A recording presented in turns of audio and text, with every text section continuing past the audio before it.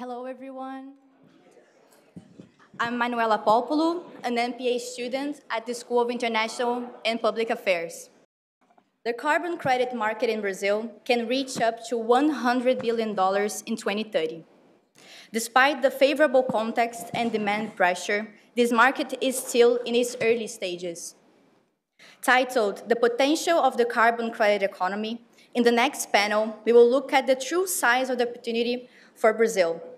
What is needed to change perceptions and unlock investments to build this market? What are the implications of global regulation around voluntary and compliance market for Brazil in the medium and long term?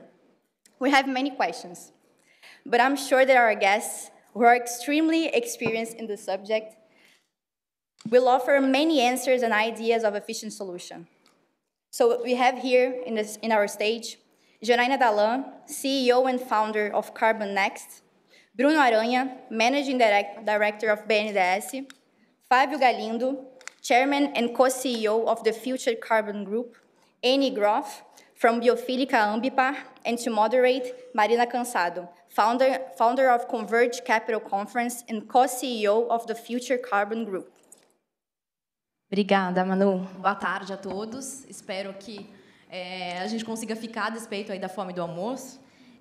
Eu, como parte também aqui da organização, queria agradecer a presença de todos. Quando a gente começou a pensar esse evento há um ano atrás, a gente não tinha ideia da proporção e da dimensão que isso ia tomar. Inclusive, há 3 meses atrás, o lugar que a gente ia fazer em Colômbia foi cancelado, então, inicialmente, não ia ser aqui, fato curioso. Mas acabamos aí, a vida sempre escreve escreve por linhas tortas, né? E a gente acabou nesse prédio, né? Um campus recém-lançado. Esse é um dos primeiros eventos aqui. Um campus que foi pensado para ter o mínimo impacto ambiental. Então, o prédio que tem aí as mais altas certificações ambientais. Ficamos, né? Acabamos aí ganhando na loteria. Para quem me conhece sabe a importância que eu dou para eventos presenciais, no qual a gente possa fortalecer relações e fortalecer o ecossistema, mas isso tem um custo, né, de emissões. Então, a gente mandou um questionário para vocês para conseguir fazer um inventário de emissões do evento e compensá-las. A gente vai reenviar, pois a gente não teve aí tantas respostas e a gente realmente conta com vocês para que a gente consiga ser o mais efetivo possível na compensação da pegada de carbono aqui do evento. E vamos lá. Todas as sessões anteriores falaram, né, de créditos de carbono. Acho que é um tema que não dá para falar. Aí grande parte da solução. Então, nesse painel, a gente vai tentar ir um passo a mais e dar uma mergulhada aí com colegas, né, que têm grande trajetória nesse campo. Então, para começar, eu queria que vocês pudessem dar um overview, né? A gente fala tanto do mercado, está começando a falar tanto do mercado de carbono brasileiro, mas qual que é a trajetória, assim? Como a gente chegou até aqui?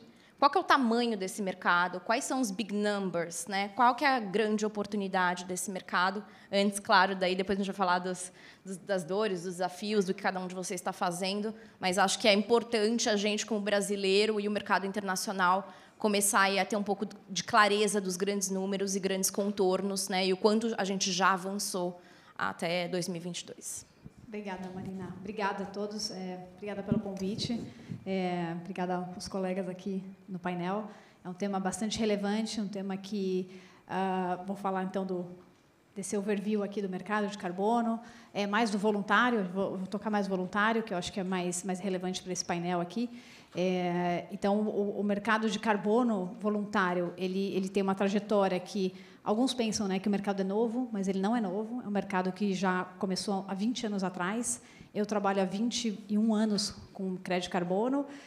Comecei na faculdade, enfim, na Exalc, e a gente mapeava o Brasil com o potencial de carbono de projetos diferentes, projetos de aterro sanitário, energias renováveis. Então, tem vários tipos de crédito de carbono também. Então, esse mercado ele não é um mercado novo, é um mercado muito antigo, que já acontece há muitos anos. Ele teve o seu auge com o mercado regulado pós-Kyoto, né, pós-protocolo de Kyoto, mas ele a gente sofreu uma grande crise financeira em 2008, 2009, e o mercado ele praticamente desapareceu. Então, algumas pessoas acham que é um mercado novo, mas ele ressurgiu aqui. Então, é um novo momento de mercado. Então, esse novo mercado agora que está aqui, que a gente vê todo mundo conversando, falando, trazendo números, projetos, tentando se envolver, o que é muito bacana, essa questão ESG ter vindo à tona, e as empresas terem essa preocupação, né, os seus stakeholders todos fazendo pressão, o que você está fazendo por isso, o IPCC soltando os seus relatórios, mostrando a emergência climática, né, falando, olha, não temos mais tempo de pensar no que fazer, é hora de agir, a hora de ação é agora. A gente passou da hora de ter que fazer algo. A gente vê as ondas de calor agora, né, as ondas de calor até tem nome, né, a última foi a Zoe, pessoas morrendo, então realmente uma emergência climática, as empresas entenderam isso, o setor privado entendeu, por isso que é do mercado voluntário, né, esse setor ele não teria obrigação de comprar crédito ou de diminuir emissões, mas ele entendeu que ele faz parte desse ecossistema, ele precisa fazer algo. Então, o mercado ele está crescendo ano a ano. Esse ano a gente fechou em 2 bilhões de dólares no mercado voluntário. Acabou de sair um estudo da McKinsey falando que tem um potencial de chegar de 50 a 100 bilhões de dólares e até 2030. É um mercado com realmente um grande potencial. Enfim, esses são os números para todo mundo saber. Então, ele é grande, ele vai ficar maior ainda se a gente fizer da maneira correta. Então, depois a gente entra nos detalhes de alertas, né, de como caminhar para que isso seja bem sucedido. Obrigada, Maria. Vou aproveitar e já complementar aqui a Jana. Grande prazer estar aqui com vocês. Parabenizo também, claro, a organização do evento. Muito bom a gente poder estar aqui falando do potencial brasileiro, ainda mais quando a gente fala de carbono. Eu trouxe também alguns big numbers para a gente, se quiserem projetar. Eu vou muito rapidamente, mas eu acho que vale todo mundo poder ver do que a gente está falando, né? Quando a gente está falando do mercado voluntário, que nem a Jana já falou, a gente tem que lembrar sempre do maior problema do Brasil, de onde que vêm essas emissões. Quando a gente fala do resto do mundo, a gente está falando de energia. A gente viu a Luciana falando hoje que a nossa matriz energética ela é muito limpa, 85% vem de energia renovável, e o nosso problema está no desmatamento, degradação florestal e mudanças de uso do solo. Então, se a gente não solucionar esse problema aqui, que é o nosso calcanhar de Aquiles, a gente não vai conseguir falar nem de mercado voluntário, de carbono, a gente não vai conseguir andar isso para frente. E, ao mesmo tempo que isso aqui é o nosso maior problema, também é a nossa maior solução, é onde está realmente o nosso potencial. Então, a Jana ela já deu um spoiler, né? Esse mercado, ano passado, a gente chegou na marca de 2 bi, que pode parecer pequeno para alguns, né? Ainda é um número que a gente quer aumentar, mas, quando a gente olha da taxa de crescimento desse mercado, que vem agora, desde 2015, crescendo quase 30% ao ano, é que a gente vê realmente que tem um enorme potencial. E a gente está falando principalmente de projetos de AFOLU, Agriculture, Forestry and Other Land Use. E, como já foi mencionado aqui bastante, isso vem, claro, de metas voluntárias de empresas. Se a gente olhar, por exemplo, para o S&P 500, uma porcentagem pequena deles tem metas net zero, mas mais da metade tem alguma redução de target. E, para trazer isso para o contexto brasileiro, o que o Brasil tem feito, como que ele está inserido nesse mercado, a gente vê o Brasil como grande potência de oferta, de ser um supply mundial de créditos. Atualmente, a gente já ocupa um espaço bem grande dentro desse mercado. A gente está falando aí de um share de 9% em créditos emitidos. E, de novo, o nosso foco em projetos AFOLU. E, para ser um pouquinho mais específica, de novo, focando nesses números, quando a gente está falando de AFOLU, atualmente, no Brasil, a gente está falando de REDD+.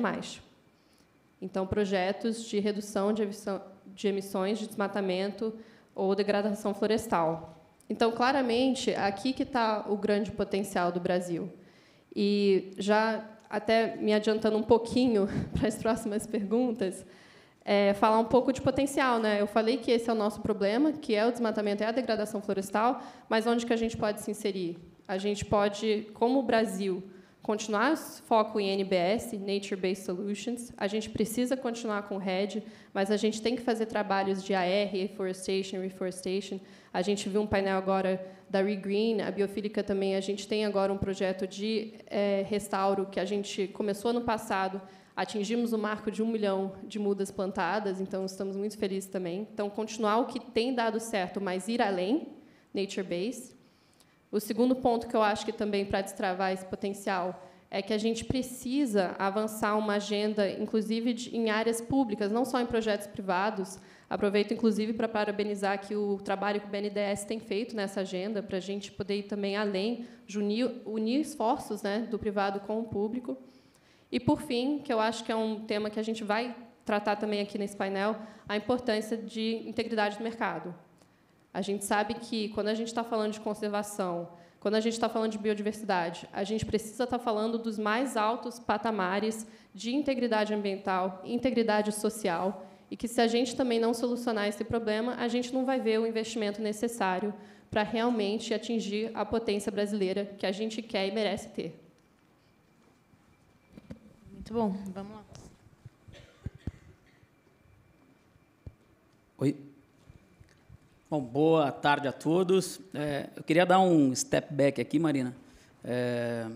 Eu não sou o porta-voz de todos os participantes e nem do Brasil, mas eu queria, em nome de todos, agradecer o sacrifício, o empenho, a coragem e a iniciativa sua, da Luciana e de todo esse time de alunos e ex-alunos de Colômbia que proporcionam para o país, proporcionam para a sociedade, proporcionam para as empresas e para as gerações que nos seguem ao longo dessa caminhada a oportunidade de marcar o país e ter um espaço para contar do novo Brasil.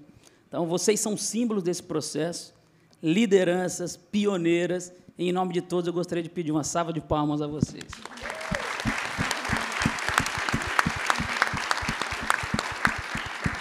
Quem já fez evento sabe o sacrifício que é, né? Para esse minuto acontecer, tem horas e horas e horas de dedicação e desafio. Então, gostaria de cumprimentá-los. Cumprimentar todos os membros da mesa. Fico super feliz de ver Marina, uma liderança da Agenda de Carbono, Janaína, uma liderança da Agenda de Carbono, Anne, uma liderança do mercado de carbono, e as mulheres estão liderando o carbono, né? Você tem quase que um jogo de carbon woman aí, e isso é muito legal, porque são mais competentes, mais inteligentes, criativas, isso dá esperança de que esse mercado vai dar certo, viu, Bruno? Muito legal constatar essa etapa. Qual que é a minha principal contribuição, talvez, na reflexão do painel, em relação a esse overview? O mercado de carbono, na minha opinião, tem 3 grandes gatilhos que precisam ser refletidos e bem trabalhados. O primeiro deles é education. É um trabalho de catequização diária das pessoas, das empresas, do Estado, da comunidade nacional, da comunidade internacional, da comunidade local, porque existe a Amazônia, né, de Lábrea, de Apuí, de Novo Aripuanã, existe a Faria Lima e o Leblon, e existe Wall Street e a Inglaterra.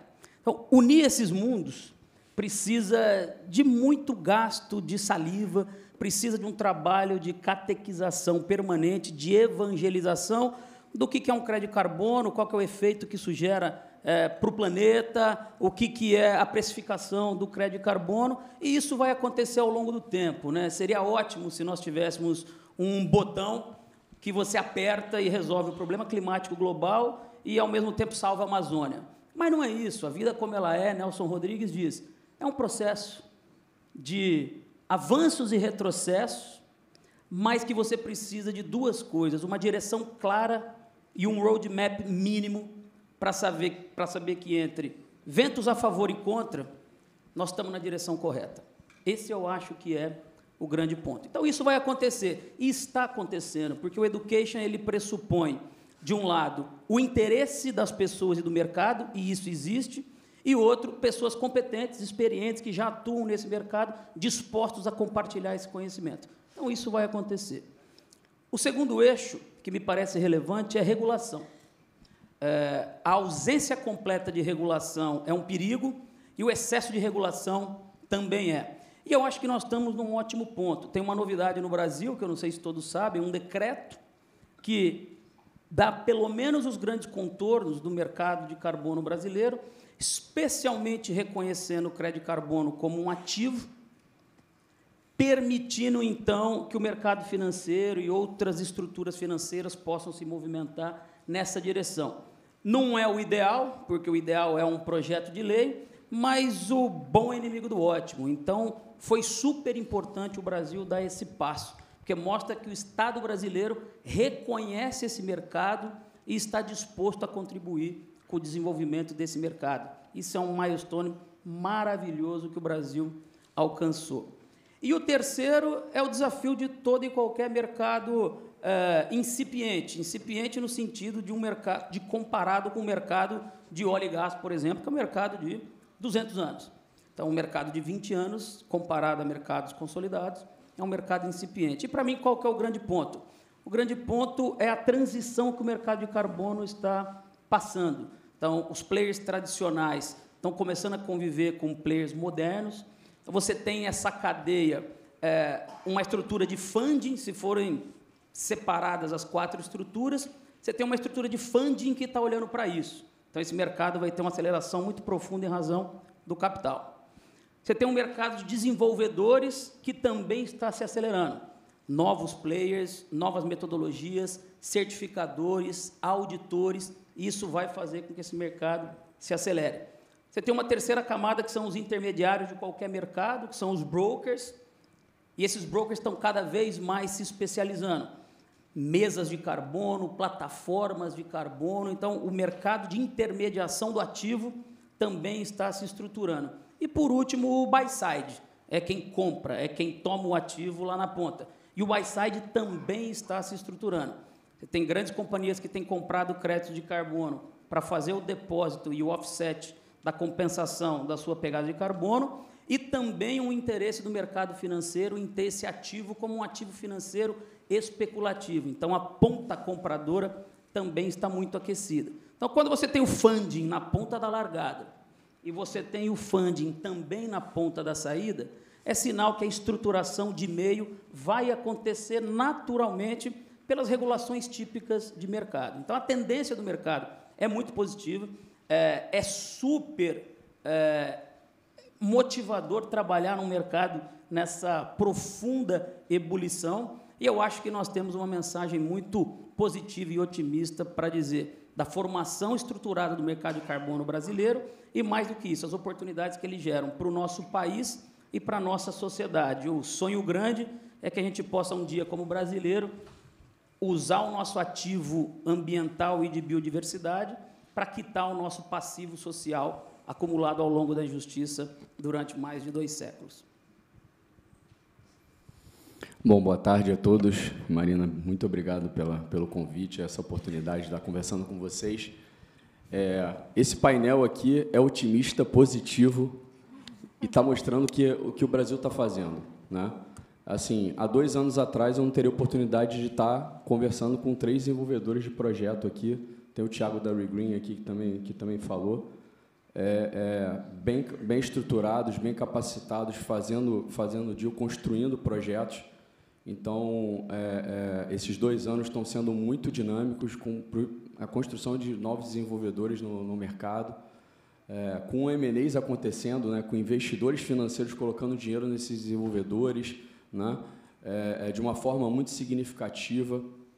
A gente vê aqui, como o Fábio falou também, a questão do decreto, né, de regulações que estão surgindo, né, o decreto 11.075, ele reconhece o carbono como ativo financeiro, ele traz o SINARE, né, que é um locus onde vai acontecer o registro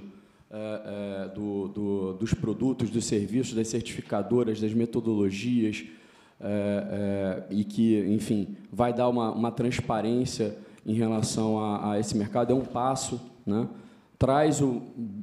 Chama o mercado para apresentar os seus planos setoriais, né, de forma a fazer aqui uma grande discussão relacionada às curvas que os setores vão ter que fazer para a redução das emissões. A gente vê muita construção realmente O Brasil ele é uma potência relacionada a soluções baseadas na natureza, né? Em alguns painéis aqui anteriores, a gente viu muito falar de tecnologia, soluções baseadas na tecnologia, mas nós temos aqui a nossa floresta, que é a solução que está à mão. Existe um desafio enorme no mundo hoje para a redução das emissões, seja por questões agora, infelizmente, né, da guerra, geopolíticas, etc., né? Os commitments hoje existentes, eles não fazem com que a gente chegue no 1.5, está lá 2.7, 3, né? A Europa puxando, mas agora com essa dificuldade, uma questão alheia à vontade. E, para isso, nós temos aqui, né, nós temos a solução baseada na natureza, né, de preservação da floresta, do reflorestamento, das energias renováveis, enfim.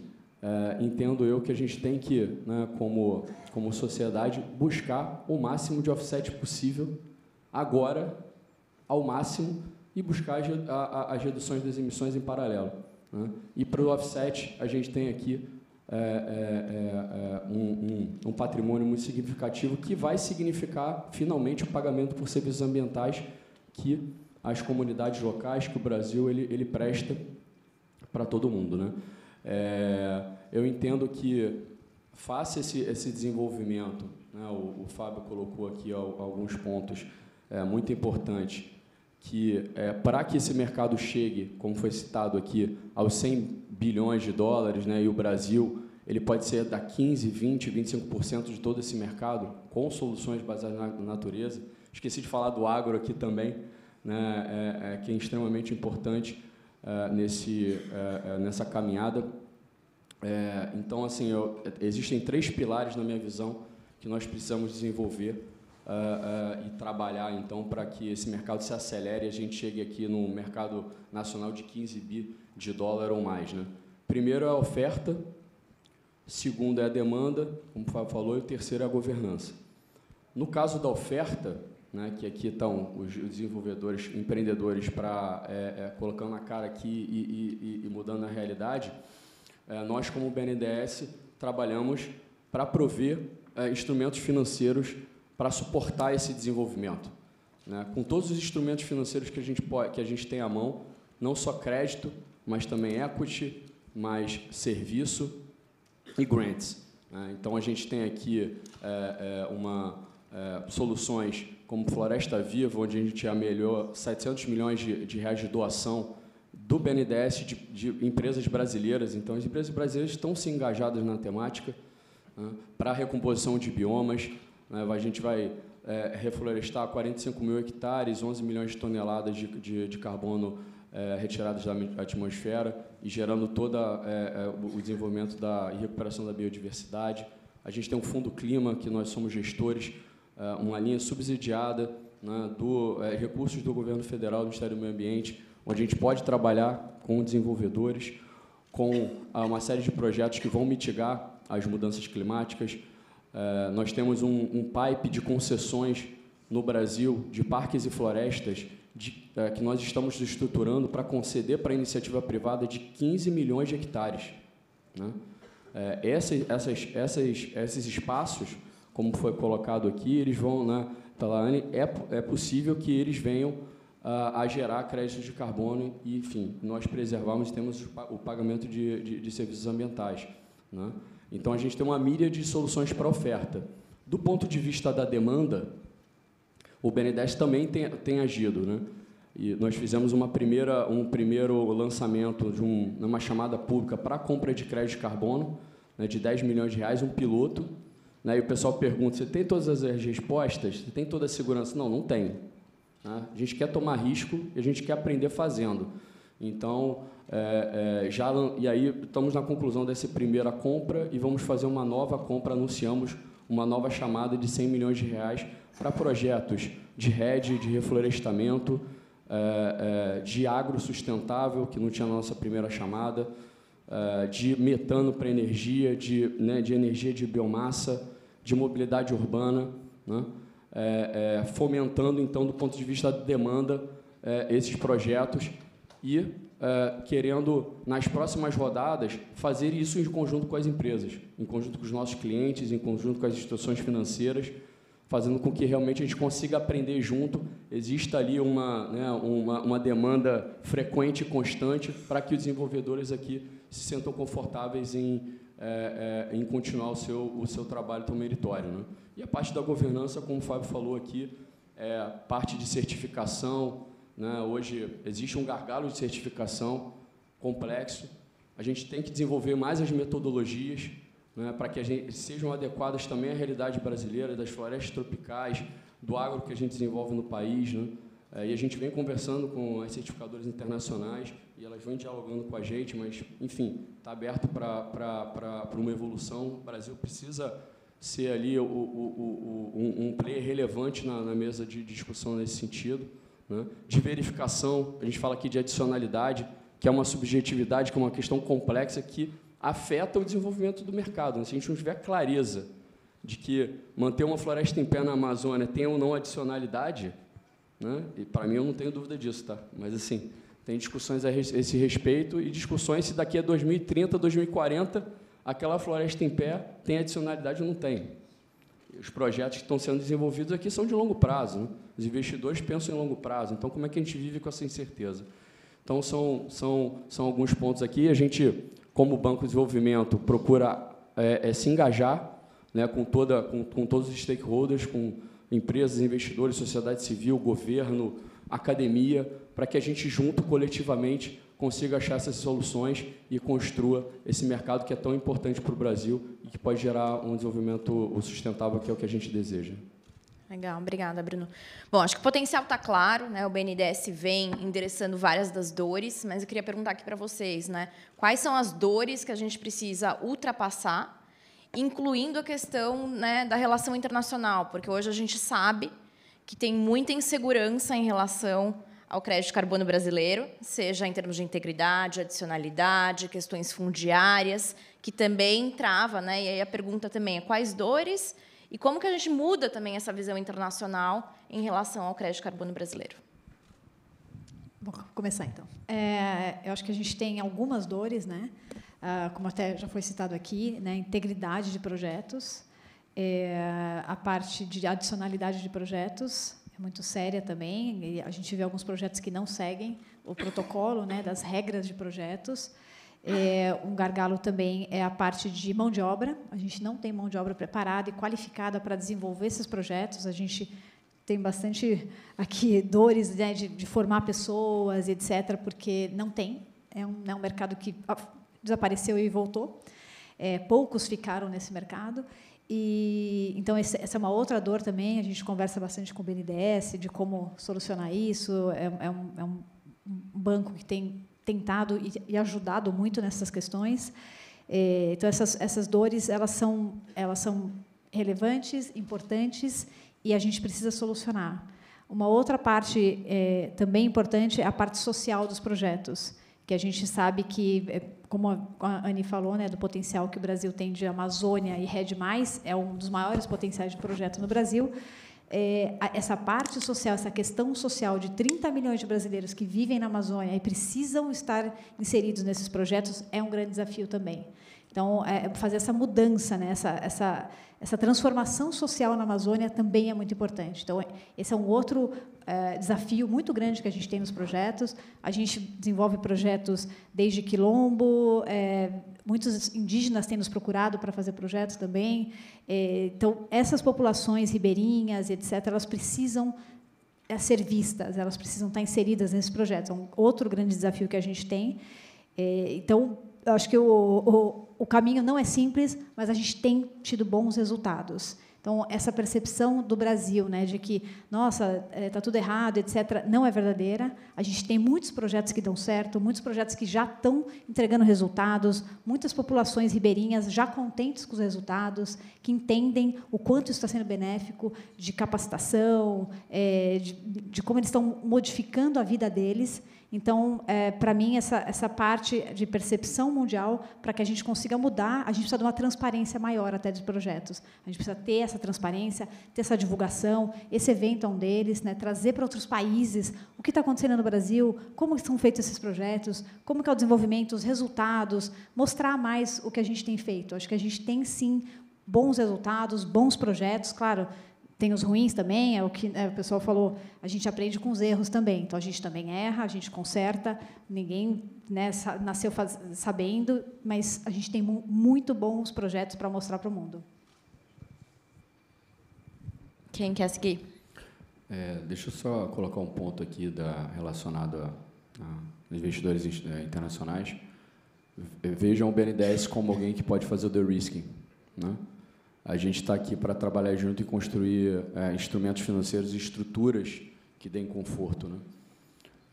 Seja através de estruturas novas de Project Finance, seja através de Blended Finance, que pode ser uma estrutura importante. E colocar que, quando você investe, né, se você vai fazer o soft set em soluções baseadas na natureza, foi muito bem colocado aqui que existem os co-benefícios, né?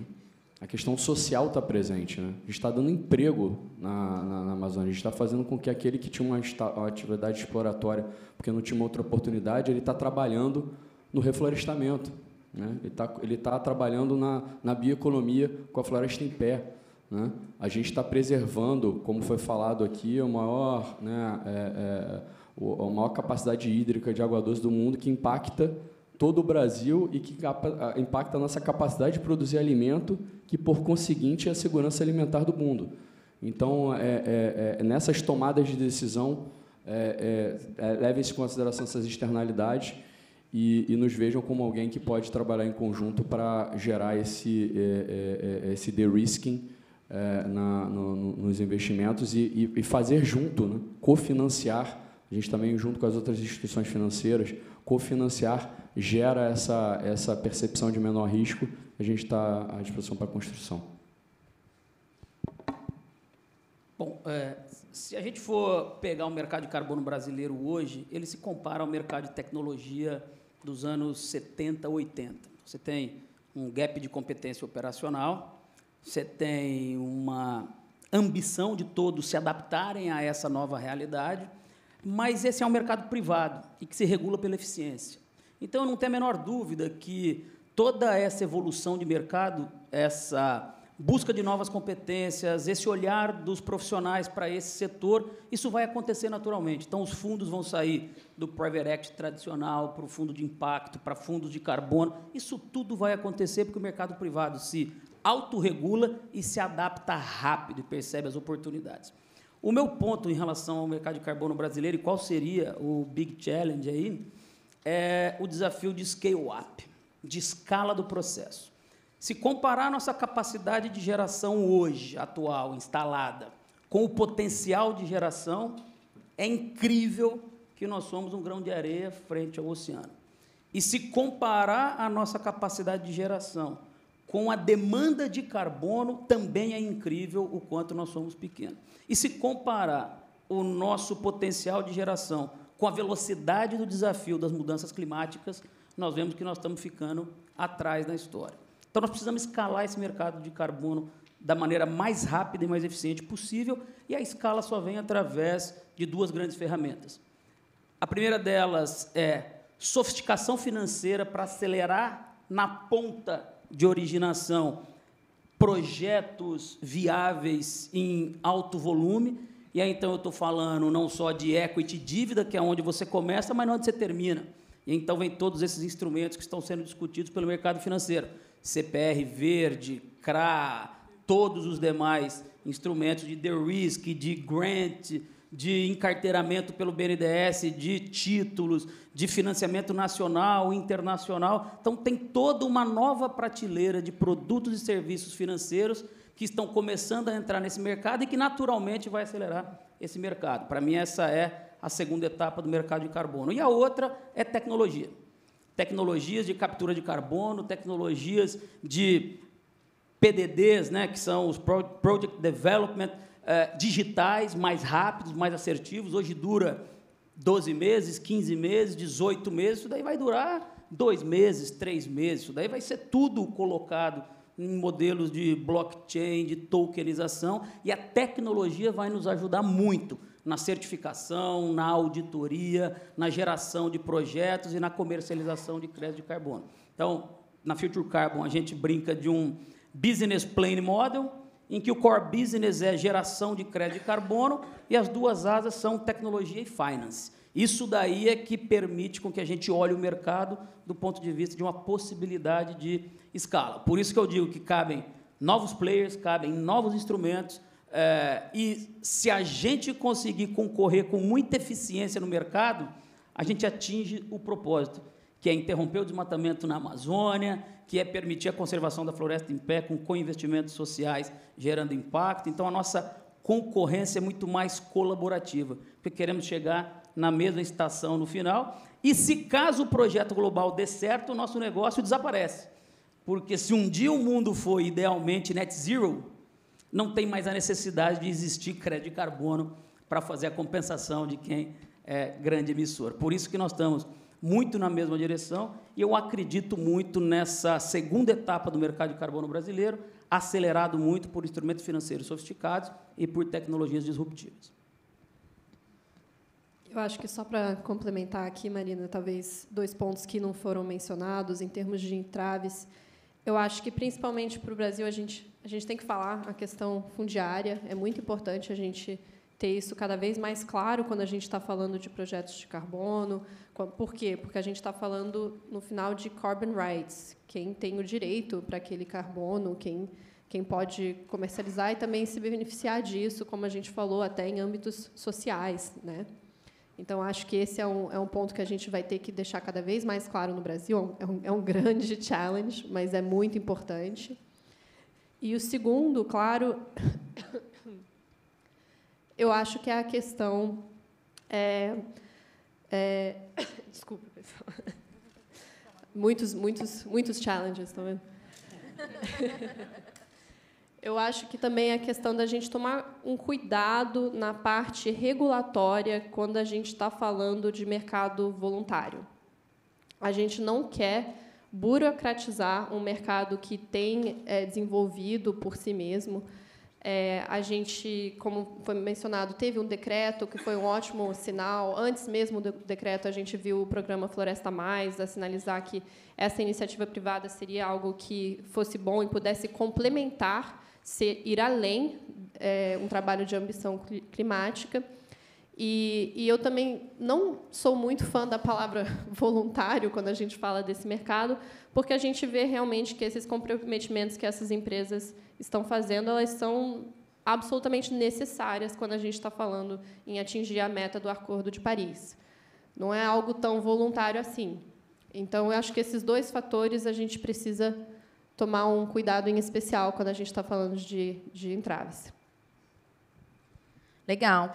E aí, acho que a gente tem aqui uma última rodada. Queria ouvi-los um pouco sobre visão de futuro, né? Tem várias conversas globais de certificadoras, de tokenização, de jurisdicional, enfim, tem outros, né, tipos aí de crédito de carbono, blue carbon. Então, assim, vocês puderem fazer uma fala final, trazendo a visão aí de vocês para os próximos anos, do que deve se desenvolver e de como isso afeta, né, também o mercado brasileiro e as possibilidades, e uma mensagem final. Bom, de novo, de muito otimismo em relação ao desenvolvimento do mercado. Espero que a gente consiga ter todo o desenvolvimento proporcionado inicialmente pelo decreto, né, que foi instituído, a gente trazer todos os planos setoriais e o engajamento, né, dos setores da economia brasileira em relação à temática, a gente conseguir sofisticar, né, como foi falado, os instrumentos financeiros que vão suportar o desenvolvimento desse mercado no país, né? Eu acho que a gente ainda tem a evoluir, falando aqui com o Banco de Desenvolvimento, ainda tem alguns pontos, né, realmente um entendimento maior em relação a esse ativo para fazer com que realmente ele seja o fluxo, né, a gente consiga fazer um project finance de verdade relacionado a carbono, né? A gente consiga, como foi colocado aqui também, ter um olhar da cadeia, né? Que quando a gente está falando aqui, né, de manter a floresta em pé, você tem toda uma cadeia também de oportunidade de inclusão social relacionada, né, de qualificação, de conhecimento, que a gente realmente, como país, gere esse conhecimento, porque isso aqui tem evolução, ninguém tem a solução, ninguém tem já a questão dada, está em construção, e o Brasil ele precisa ser realmente líder dessa frente, ter um locus de produção de conhecimento vinculado às realidades do Brasil, que é uma realidade também regional, né, da América Latina, assim como tem uma realidade também da Ásia, da parte tropical, né, a Indonésia e outros países do continente africano, enfim, a gente conseguir trazer uma evolução relacionada a conhecimento, relacionada a metodologias, relacionada também, como o Fábio colocou aqui, da tecnologia voltada para a aceleração dos projetos, né? Então, a gente vê também startups aqui e empreendedores brasileiros trabalhando para que a gente consiga fazer mais rápido, né? Para que a gente consiga fazer o monitoramento das áreas e da constituição de verificação dos projetos para que haja a emissão dos créditos. E, como palavra aqui final, então, dizer para que a gente, realmente, como brasileiros, trabalhemos juntos nessa jornada. É uma jornada fundamental para que a gente possa cumprir com todos os compromissos climáticos, né? Seja nas questões climáticas, mas também as questões, como a gente falou, alimentares, né? E questões energéticas são fundamentais para o bem-estar de todo mundo. Então, agradecer de novo a Marina pelo convite, pela disponibilidade. Vamos lá. Bom, eu também sou bastante otimista, como o Bruno. Eu acho que o mercado em si tem algumas questões a ser trabalhadas, essa parte jurisdicional é um desafio muito grande que a gente tem. É uma das soluções. Acho que o jurisdicional ele pode trazer, sim, uma solução em larga escala, mas ele precisa ser combinado muito direito com os projetos privados, como eles vão se conversar, como vão ser as questões de NDC, de descontos na nossa NDC. Então, ele precisa, sim, de uma cooperação muito grande e de muito alinhamento para que a gente também não depois cause alguma confusão no mercado e prejudique, né, o país como um todo. Então, a gente tem questões sérias a serem olhadas. A gente tem, no Brasil, uma aliança que chama Aliança Brasil de Nature-Based Solutions. A gente já está com 20 empresas que atuam no mercado de carbono e a gente olha muito para essas questões, né? Questões de metodologia, questões, né, de decreto, de projetos de lei. A gente comenta os projetos, a gente ajuda a fomentar isso também. Então, essa cooperação é muito importante para que a gente realmente entregue o crédito de qualidade, de integridade, que o país consiga mostrar para o mundo o que está fazendo e está fazendo bem. Então, a minha visão é otimista, mas a gente precisa ter essa cooperação. Isso, para mim, é muito importante. Eu entendo que uma geração de empregos muito grande já surgiu e surge a cada dia para essa questão toda de carbono. É muito bacana ver o quanto as pessoas estão querendo trabalhar com isso, os jovens se engajam, querem entender, querem trabalhar. Então, é uma geração de emprego, uma nova geração que vem, que, para mim, também é muito importante. Essa capacitação de pessoas também. Aumento tecnológico, como disse o Fábio, né? Eu acho que trazer essa tecnologia para que a gente consiga também ter projetos de alta qualidade é importante. A gente tem, nos nossos projetos, monitoramento de satélite em todos eles. Então, tem uma inteligência artificial que fica além dessas imagens, traz alertas de desmatamento, alerta de invasão. A gente consegue agir rapidamente no projeto. Então, a tecnologia ajuda muito também nos projetos.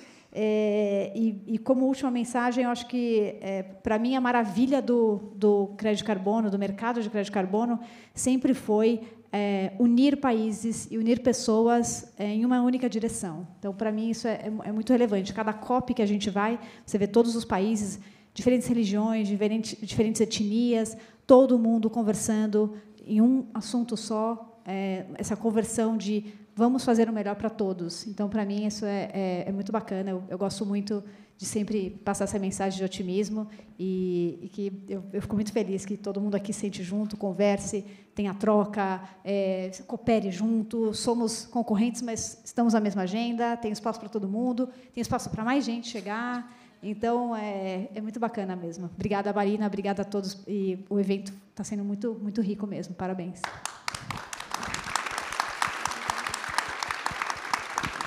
Obrigada. Eu acho que, como palavra final, só para complementar tudo que já foi falado aqui, para contextualizar que realmente o mercado voluntário ele se insere num contexto muito maior, que é a descarbonização. ele é um dos mecanismos muito importantes para que a gente consiga ir para uma economia de baixo carbono. A gente ficou muito feliz, como biofílica, ano passado, por exemplo, entrar no grupo Ambipar, que trabalha num conceito todo de economia circular, tem manejo de resíduo para a gente trabalhar também na questão de insetting. A gente falou muito aqui de offsetting com o mercado voluntário, mas a gente não pode esquecer a questão de reduzir também dentro das empresas da cadeia do supply chain. Então, eu acho que essa questão da gente usar todos os tools que a gente tem, todas as ferramentas possíveis, para que a gente chegue nessa transição para uma economia de baixo carbono. Vamos descarbonizar, vamos aumentar a escala do mercado voluntário, vamos juntos, e vamos que essa jornada temos muita coisa para fazer pela frente. Obrigada. Bom, em 20 segundos finais, eu queria deixar a minha mensagem final. Os números estão aí, todo mundo conhece, são sempre números de 3 dígitos, bilhões, milhões, sempre números exponenciais. 2, as ferramentas, os desafios são claros, isso vai acontecer ao longo do tempo. 3, o Brasil está no tempo certo, na hora certa, com as lideranças certas, que o mundo, a geopolítica fala de segurança climática, e o Brasil pode ser um grande enabler desse processo e resolvedor. O mundo fala de segurança energética e o Brasil tem a maior planta de energias renováveis do Brasil, do mundo, eólica e solar, e o maior potencial para desenvolver e continuar na liderança dessa agenda. E o mundo fala de segurança alimentar e nós temos o agronegócio mais poderoso do mundo do ponto de vista da capacidade operacional de geração. A população salta de 8 bilhões de pessoas para 10 bilhões de pessoas que vão precisar basicamente de alimento, e o Brasil é o grande centro de equilíbrio desse processo de segurança alimentar global. Então, nós temos as ferramentas e a oportunidade diante de nós. O que falta? Aí eu lembro e encerro com uma frase de uma poetisa mineira, Adélia Prado, que falava: eu não quero a faca e o queijo, eu quero a fome. Então, o que falta para nós brasileiros é a fome, a coragem, a ousadia de saltar no desconhecido, de fazer diferente, de entrar num novo mercado, de buscar uma nova oportunidade de negócio, de desenvolver uma tecnologia. Eu adoro uma outra expressão que fala: nós não fomos conservadores nem para nascer. Ninguém nos perguntou como era o mundo lá fora, e lá dentro era mais quentinho, e nós nos dispusemos a saltar no desconhecido. Então, o que falta para o país é exatamente essa coragem, essa ousadia, essa postura diferente que faz com que tudo isso que nós conversamos de números, ferramentas e oportunidades se concretize na responsabilidade da nossa geração em prol das gerações futuras. Esse é o nosso grande desafio, é o nosso grande motor e é um processo que se concretiza coletivamente. Parabéns pelo evento. Iniciativa privada e uma sociedade madura são os grandes guardiões da visão de longo prazo de uma verdadeira nação. Para mim, esse é o grande recado.